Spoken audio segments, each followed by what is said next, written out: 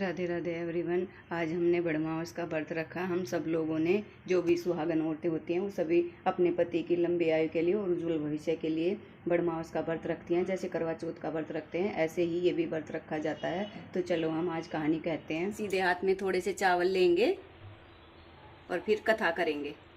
सावित्री और सत्यवान की कथा होती है इसमें। बड़मावस में जेठ मास की अमावस्या को यह मनाई जाती है। इसमें बड़की की जाती है। इसमें हम कथा करेंगे। वो कथा हम कहते हैं। चलो देखते हैं। एक राजा था, उनके कोई संतान नहीं थी। एक दिन उसने बड़े बड़े पंडितों और ज्योतिष विद्वानों को बुलाया।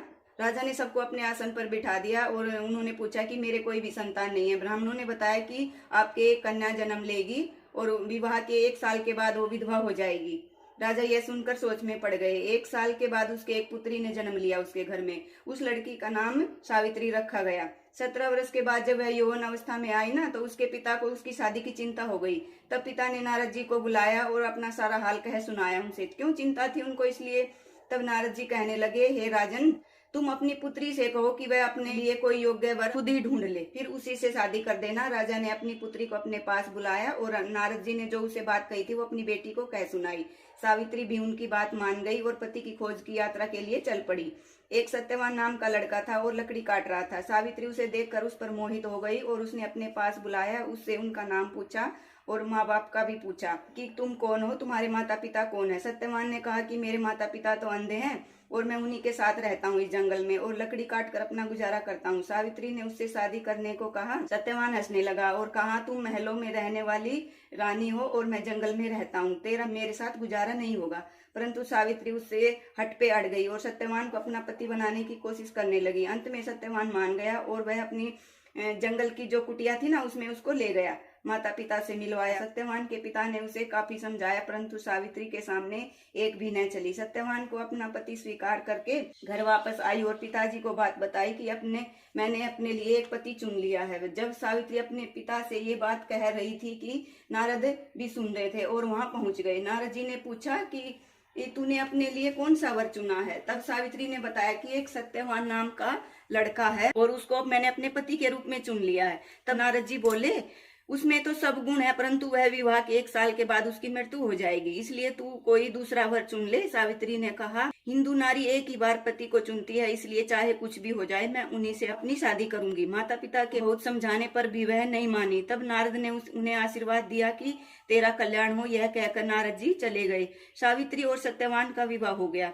सावित्री अपने पति के कल्याण के लिए भगवान शिव की पूजा करने लगी।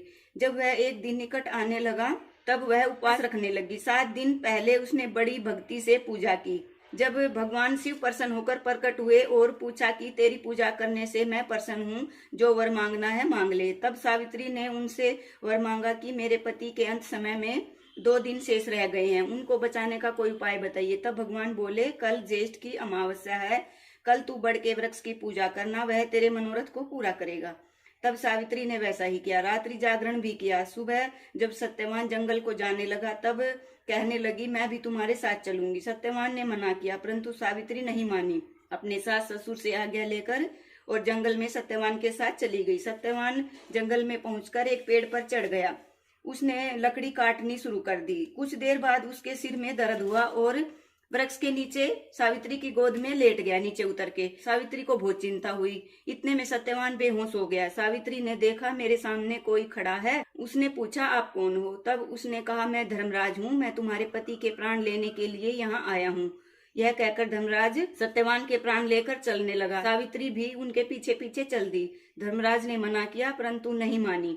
तब उसने कहा, अपने पति के अलावा कोई 3 वर मांगो। सावित्री ने कहा, प्रथम मेरे सास ससुर की आंखें ठीक हो जाएं, दूसरा उन्हें राज्य वापस मिल जाए और तीसरा मैं पुत्रवती हो जाऊं। धर्मराज ने कहा, ऐसा ही होगा। यह कहकर वह आगे चल दिए। आगे जाकर पीछे मुड़कर देखा तो सावित्री भी उसके पीछे पीछे आ रही थी। तो वह गुस्सा होकर कहने लगे, अब क्यों मेरे पीछे पीछे आ रही है। अब तो मैंने सब कुछ कह दिया, तुम्हारे लिए सब कुछ दे दिया। मैं अब तो मेरा पीछा छोड़ो। आपने मुझे पुत्रवती होने को कहा है, परंतु मेरे पति को तो आप ले जा रहे हो, तो मैं पुत्रवती कैसे हो सकती हूँ। धर्मराज चक्कर में पड़ गए। वे सावित्री से बोले, तूने तो मुझे जाल में फंसा लिया, अब तू जा और अपने पति के पास पहुंच जा। जैसे ही तू अपने पति के पास पहुंचेगी तेरा पति जीवित हो जाएगा। वह अपने पति के पास आ गई, उसका पति जीवित हो गया। पति को देखकर हंसने लगी, दोनों आपस में मिलने लगे। तभी सत्यवान और सावित्री अपने घर आए। घर आके देखा तो माता पिता की आंखें भी ठीक हो गई, राज्य भी वापस मिल गया। यह सब कुछ बड़ की पूजा एवं व्रत के प्रभाव से हुआ है, इसलिए इसे बड़ सायत या बड़ सावित्री व्रत कहते हैं। हे भगवान, जैसे तुमने सावित्री को अटल सुहाग दिया वैसे सबको देना। ये व्रत है ना, सुबह किया जाता है, दोपहर तक होता है। कईयों के सुबह करते हैं, शाम तक रखते हैं। हमारे तो सुबह पूजा करते हैं ना, काम वाम करके सारा सुबह पूजा करते हैं, खाना वाना बनाते हैं, तो सुबह ही इसको पारण कर लेते हैं इसका। कई लोगों के शाम को होता है। और जो ये सामान निकाला है अपने सासू माँ ससुर को दे देंगे। अगर सासू माँ ससुर को नहीं देंगे तो पड़ोस में कोई है मंदिर में दे आओ, जेठ जिठानी को दे। और ये जो हमने लिए थे ना, जो ये इसको पानी में डाल देंगे इसमें, और सूरज को अर्घ दे देंगे। माता रानी से क्षमा मांगेंगे, हे माता रानी, हमसे कोई भी गलती हो गई है, हमारी गलती को माफ करना और हमारी पूजा स्वीकार करना। जय सावित्री माता, जय बड़ देवता।